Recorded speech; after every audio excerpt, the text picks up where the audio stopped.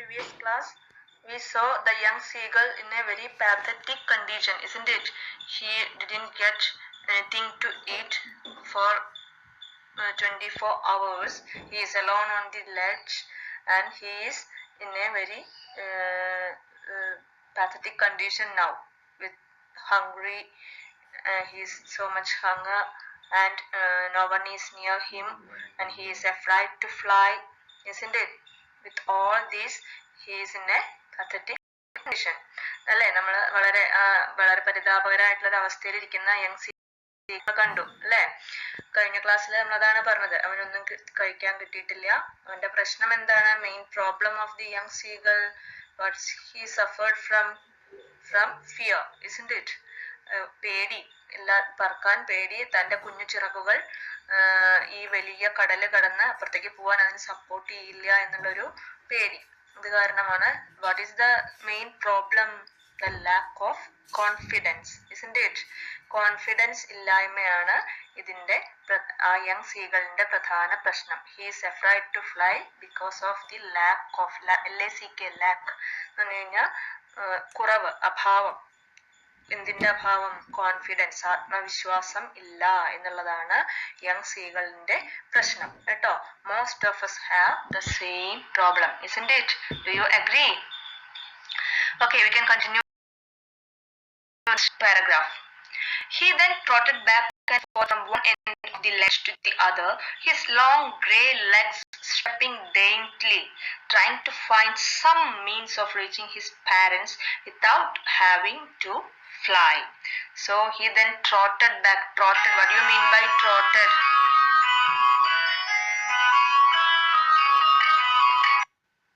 Trot means to run or walk fast, taking short quick steps. Children trotted into room. Here on the side you can see the meanings are given. You should write the meanings, new words in your notebook. Okay, new words കിട്ടുന്നതെല്ലാം എഴുതി വെക്കണം. അത് വെച്ചിട്ട് sentence, your own sentence ഉണ്ടാക്കി നോക്കണം കേട്ടോ. Trot എന്ന് പറഞ്ഞാൽ എന്താണ്? അങ്ങോട്ട് ഉല്ലാത്ത, ട്രോട്ടഡ് ആൻഡ് ഫോർത്ത് എന്ന് പറഞ്ഞു കഴിഞ്ഞാൽ ടേക്കിംഗ് ഷോർട്ട് ക്വിക്ക് സ്റ്റെപ്സ്, അങ്ങോട്ടും ഇങ്ങോട്ടും എന്താ പറയാ, ഒരു വിഷമസ്ഥിതി അല്ലെങ്കിൽ ഒരു അസ്വസ്ഥത കാണിക്കാനാണ് ആ ഒരു വാക്കാട് ഉപയോഗിച്ചിരിക്കുന്നത് കേട്ടോ. The young seagull was not, he was so much worried, isn't it? He trotted back and forth from one end of the ledge to the other. ഒരറ്റത്ത് നിന്ന് മറ്റേ അറ്റത്തേക്ക് ഇങ്ങനെ മൂവ് ചെയ്തിരുന്നു. His long grey legs, he had grey legs and its long too, വലിയ കാലുകൾ, grey colour, stepping daintily. Daintily means in a careful way. അതായത് ഇങ്ങനെ എന്താണ്, പറ്റുന്നില്ല, അവന് വേഗം നടക്കാൻ പറ്റുന്നില്ല. ട്രൈങ് ടു, വളരെ ശ്രദ്ധിച്ച് അവൻ എന്താണ് ചെയ്യാൻ ശ്രമിക്കുന്നത്? Trying to find some means of reaching his parents. How he can reach his parents, that's the only thought his mind. എന്താണ് അവൻ വിചാരിക്കുന്നത്? എങ്ങനെയെങ്കിലും അച്ഛൻ്റെ അമ്മയുടെ അടുത്തേക്ക് എത്തണം. Without having to fly, not the point. എങ്ങനെ എത്തണം? പറക്കാൻ വയ്ക്കുവോ? അത് വയ്യ. Without having to fly he want to reach his parents. നല്ല മോഹാണ് അല്ലേ? But on each side of him the ledge entered in a sheer fall of precipice. Precipice എന്ന് പറഞ്ഞു കഴിഞ്ഞാൽ അങ്ങനെ ചെങ്കുത്തായ ചെരുവ് എന്ന് പറയില്ലേ നമ്മള്. Very steep side of A high cliff, mountain or rock. അങ്ങനെ ചെങ്കുത്തായിട്ടിരിക്കുക. നോക്കൂ, ആ മുകളിലുള്ള അതിലും ആ എന്താണ് ആ കുട്ടി നിൽക്കുന്നതും അതിന്റെ സൈഡ് നോക്കി നോക്കൂ. അത് കാണുമ്പോൾ നമുക്ക് പേടിയാവും അല്ലേ? ledge entered in a sheer fall of precipice എന്ന് പറഞ്ഞാൽ നമുക്ക് പേര്, ചെങ്കുത്തായ ചെരുവാണ്. അവനത് കാണുമ്പോൾ തന്നെ ഇങ്ങനെയെങ്കിലും പറക്കാമെന്ന് വിചാരിച്ച് നോക്കുമ്പോൾ അത് കാണുമ്പോൾ പേടിയാവും. വിത്ത് ദ സീ ബിനീത്ത്, താഴെ എന്താ ഉള്ളത്? ഒന്ന് പറന്നാൽ വീണ് കഴിഞ്ഞാൽ പോയി. അതിന്റെ ഉള്ളില് ആ വൈഡായിട്ടുള്ള പരന്ന് കിടക്കുന്ന അഗാധമായിട്ടുള്ള സീ അല്ലേ? അതിലേക്ക് വീണാ പോയി എന്നുള്ള പേടി മനസ്സിൽ അപ്പം വരും, ഒരു ആളല് വരും. And between him and his parents there was A deep wide crack in between them. അതായത് അതും പോരാത്തതിന് ഇവൻ ഇരിക്കുന്ന പാറയും അവന്റെ പാരൻസ് അപ്പുറത്തൊരു പാറയിൽ നിന്നിട്ട് ഇതൊക്കെ ചെയ്യുന്നുണ്ടെന്ന് പറഞ്ഞു അല്ലെ? ഇവരെ നോക്കുന്നുണ്ട്. അപ്പൊ അത് അവിടെ ആ രണ്ട് പാറയിലേക്ക് അവിടേക്ക് എത്തണച്ചാൽ ഭയങ്കര ഒരു ഗ്യാപ്പ്, ക്രാക്ക് എന്ന് പറഞ്ഞ ഒരു വിള്ളലുണ്ട്. അതായത് ഈ പാറയുടെ ആ പാറയുടെ ഇടയിൽ വലിയൊരു ഗ്യാപ്പ് ഉണ്ട് എന്നാണ് പറയണത്. അപ്പൊ നടന്നു പോവാനും പറ്റില്ല, പറന്ന താഴത്തേക്ക് വീഴോ എന്നുള്ള പേടി. അങ്ങനെ അവനാകെ വിഷമിച്ചിരിക്കുകയാണ്.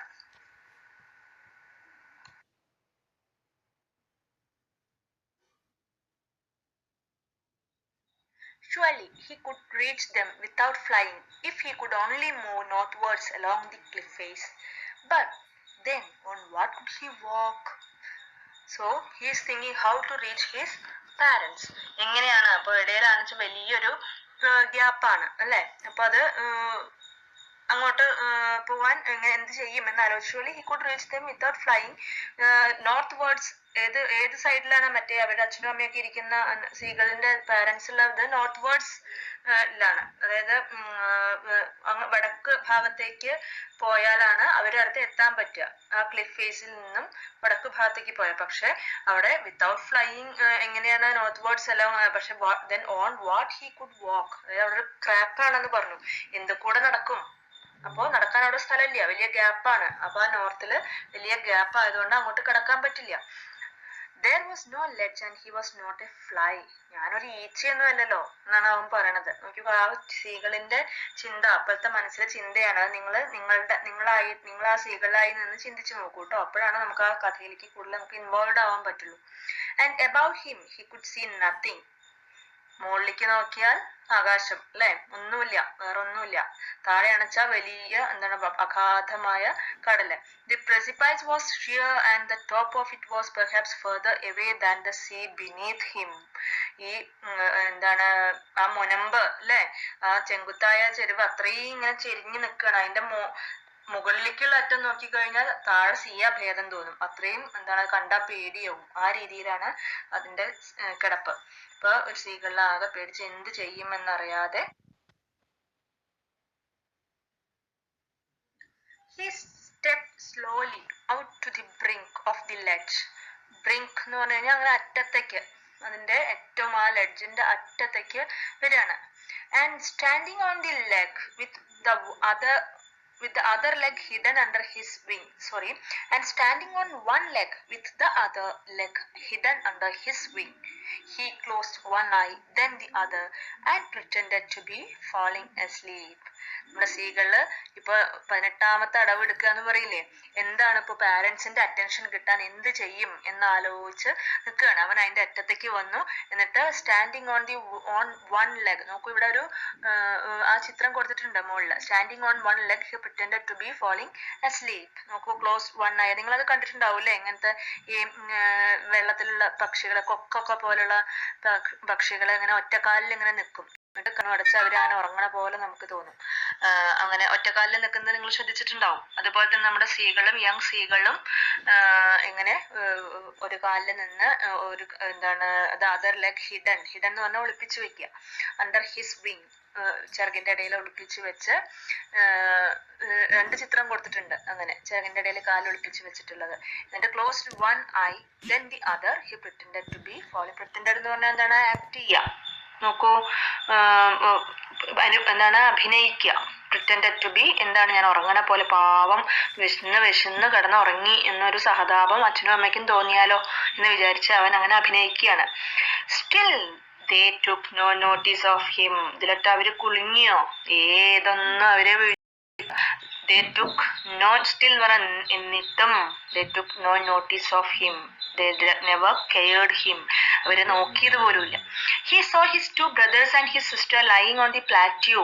പ്ലാറ്റ്യൂ എന്ന് പറയാൻ നേരത്തെ പറഞ്ഞിരുന്നു, അത് അവിടെ കൊടുത്തിട്ടുണ്ട്. an area of flat land that is higher than the land around it. മുകളിൽ ഞാൻ കൊടുത്തിട്ടുണ്ട്. ചുറ്റുള്ളതിനേക്കാൾ ഉയർന്നു നിൽക്കുന്ന ഒരു ഭാഗം, പൊന്തി നിൽക്കുന്ന പ്രദേശം, അതിനാണ് പ്ലാറ്റ്യൂ എന്ന് പറയുന്നത്. He saw his two brothers and his sister lying on the plateau dozing. Dozing എന്ന് പറഞ്ഞാൽ സ്ലീപ്പ് ലൈറ്റ്ലി, മയക്കം എന്ന് പറയില്ലേ നമ്മള്, അതാണ് ഡോസിങ്. അവര് ബ്രദേഴ്സും സിസ്റ്ററും ഒക്കെ അവന്റെ മുകളില് അവരിങ്ങനെ ഇരയൊക്കെ പിടിച്ച് കഴിച്ചതിന്റെ ഒരു മയക്കത്തിൽ ഇങ്ങനെ ഇരിക്കുകയാണ്. with their heads sunk into their necks. കണ്ടോ, അങ്ങനെ ചിറകിന്റെ ഉള്ളിലേക്ക് കൊക്കൊക്കെ വെച്ചിട്ട്. ഹിസ് ഫാദർ വാസ് പ്രീനിങ് എന്ന് പറഞ്ഞാൽ നോക്കൂ, ഇപ്പുറത്ത് റൈറ്റ് സൈഡിൽ കൊടുത്തിട്ടുണ്ട്. ക്ലീൻ ചെയ്യുക, പ്രീനിങ് വന്നു കഴിഞ്ഞാൽ കൊക്കോണ്ട് ഇങ്ങനെ ചിറകൊക്കെ ഇങ്ങനെ ക്ലീൻ ചെയ്യാം. The feathers on his white back. Only his mother was looking at him. The all others were engaged in many other their own activities. ഒരാള് ദേഹം ക്ലീൻ ചെയ്യണോ, മറ്റു രണ്ടുപേര് കഴിച്ചു ബ്രദേഴ്സും സിസ്റ്ററും ഒക്കെ കഴിച്ചു കഴിഞ്ഞിട്ട് ഒരു മയക്കത്തിലാണ്. And the mother was only looking at him, at least looking. ഇവനെ ഒന്ന് നോക്കിയിരിക്കുന്നത് ആര് മാത്രമാണത്? അമ്മ മാത്രം അവനെ നോക്കി ഇരിക്കണം. ഇതാണ് പറയണത്.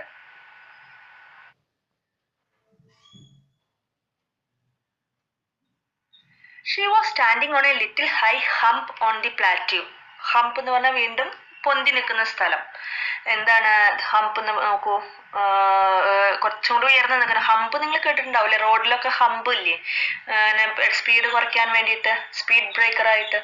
She was standing on the little high. അപ്പൊ നമ്മൾ ആര് മാത്രമാണ് ഇവനെ ഒന്ന് ശ്രദ്ധിക്കുകയെങ്കിലും ചെയ്യണത്? അമ്മ എന്താ ചെയ്തിരുന്നത്? She was standing on A little hump on the plateau. Her white dress thrust forward. White dress thrust എന്ന് പറഞ്ഞു കഴിഞ്ഞാൽ പുഷ് ഫോർവേഡ് എന്നുള്ള അർത്ഥം. അവന്റെ അമ്മ മാത്രം അവനെ നോക്കി നിൽക്കുന്നു. അപ്പൊ ചിലപ്പോ ഇങ്ങനെ ഒരു ചോദ്യം ഉണ്ടാവും കേട്ടോ, എക്സാമിനൊക്കെ ഇങ്ങനത്തെ ഈ ഇൻ ബിറ്റ്വീൻ ലൈൻസ് ഇൻ ബിറ്റ്വീനിൽ ചോദ്യം വരാറുണ്ട്. She was standing on a little high hump on the plateau. Her white dress thrust forward. Who is she referred here? ആരാണ്? She is the mother of the young seagull. Okay, അങ്ങനെ ഉത്തരം എഴുതണം. ഒറ്റ വാക്കിലുള്ള ചോദ്യമാണെങ്കിൽ 1 മാർക്കിനുള്ളതാണ് വെച്ചാൽ she is the mother of the young, she referred here is the mother of the young seagull എന്ന് പറയണം. അപ്പോൾ now and again she tore at a piece of fish and lay at her feet and then scraped each side of her beak on the rock. These all are the mannerisms of birds, isn't it? എന്താണ് നോക്കൂ, scrap ചെയ്യുക പറഞ്ഞ എന്താ? She Tor എന്ന് പറഞ്ഞു കഴിഞ്ഞാൽ കീറുക, കടിച്ചു വലിക്കുക എന്നുള്ള അർത്ഥത്തിലാണ്. To pull apart. നോക്കൂ, tore at a piece of fish that lay at her feet. അവളുടെ കാലിലടിയിൽ എന്താണത്? ഒരു മത്സ്യത്തിന്റെ കഷ്ണമുണ്ട്, അതിങ്ങനെ വലിച്ച് കീറുകയാണ് കൊക്കൊണ്ട്. സ്ക്രാപ്പ് ചെയ്യുക പറഞ്ഞാൽ റബ്ബ് ചെയ്യുക, അങ്ങോട്ടും ഇങ്ങോട്ടും ഉരച്ച്. എന്താണ് ബീക്ക്? എന്തിനാ ഈ ബീക്ക് എന്ന് പറഞ്ഞാൽ കൊക്ക്. അവരുടെ ആ കൊക്ക് എന്തിനാ അങ്ങനെ ഉരയ്ക്കണം അങ്ങോട്ടും ഇങ്ങോട്ടും? എന്തിനാണത്? അവര് അതിനെ ഷാർപ്പൺ ചെയ്യാൻ അല്ലേ? നോക്കൂ, അടുത്ത ലൈനിൽ പറയുന്നുണ്ട്, the sight of the food madden him. ഇതും കൂടിയും കണ്ടപ്പോ നമ്മുടെ അങ്ങനെ യങ് സീകളെ ഇങ്ങനെ വിശന്ന് വയ്യാണ്ടായി ഇരിക്കുകയാണ്. അപ്പോഴാണ് അമ്മ കൊതിപ്പിക്കണം അല്ലേ? അവ അങ്ങനെ ഫിഷ് വെച്ചിട്ട് കൈക്കൊക്കെ കുരച്ച് അതിനിങ്ങനെ റെഡിയാക്കി വെക്കുകയാണ്. How he love to tear food that way. എനിക്കും ഇതുപോലെ ചെയ്യണം. ഞാൻ പിടിച്ചിട്ട് ഞാൻ തന്നെ അതിനെ കൊക്കൊക്കെ ഒരച്ച് അതിനെ തിന്നണത് ഞാൻ എത്ര ആഗ്രഹിക്കും. മൈ ഡിസയർ അല്ലേ? Scrapping his beak now and again. ഇടയ്ക്കിടയ്ക്ക് അങ്ങോട്ടും ഇങ്ങോട്ടും ഇങ്ങനെ കൊക്കൊക്കെ ഒരച്ച്. To wet. എന്തിനു വേണ്ടിയിട്ട് അങ്ങനെ ചെയ്യുന്നത്? To wet. വെറ്റ് എന്ന് പറഞ്ഞു കഴിഞ്ഞാൽ ടു ഷാർപ്പൺ, അത് മൂർച്ച കൂട്ടാൻ വേണ്ടിയിട്ട്. നിങ്ങൾ പക്ഷികൾ ചെയ്യുന്നത് നിങ്ങൾ കണ്ടിട്ടുണ്ടാവും. Now and again to wet it. അവനും അതുപോലെ കൊക്കൊക്കെ ഉരച്ച് കൊക്കൊക്കെ മൂർച്ച വരുത്തി ഇങ്ങനെ ഒരു എന്താണ് മത്സ്യത്തിന്റെ കഷ്ണമൊക്കെ പിടിച്ച് വലിച്ച് കീറി തിന്നാൻ എത്ര ആഗ്രഹം ഉണ്ടെന്നറിയോ? ഹി അട്ടഡ് a low cackle. Cackle is a cackling sound, ഒരു കരച്ചില്. His mother cackle too. അമ്മയും തിരിച്ചും cackled. And looked at him. അവൻ കരഞ്ഞപ്പോ അമ്മയും തിരിച്ചൊരു കരച്ച് അതേ ശബ്ദം പുറപ്പെടുവിച്ചിട്ട് അവനെ ഒന്ന് നോക്കി.